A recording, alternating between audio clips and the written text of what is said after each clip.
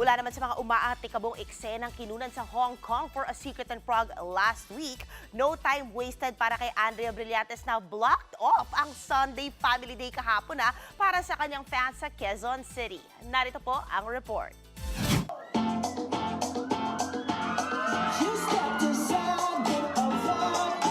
Umapaw ang kilig, regalo at pasasalamat para kay Andrea Brillantes sa kanyang grand fan meet sa Quezon City ngayong linggo.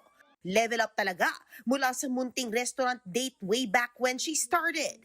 Kung gaano kabongga na ang karera ni Andrea ngayon, ganun din ang kanyang paghahanda for her fans bilang pasasalamat. At hindi lang selfies ang pasalubong ni Blythe. May mga regalo pa siyang pinauwi sa kanyang solid supporters. Fresh from her Hong Kong scenes in A Secret and Prague, naghilom na raw ang mga pasahan ni Chiara Valtrovi dahil sa mga aksyong eksena. Pero okay naman siya. Wala na yung mga pasa ko, pero feeling ko madadagdagan din naman kasi madadagdagan pa rin yung mga action scenes ko.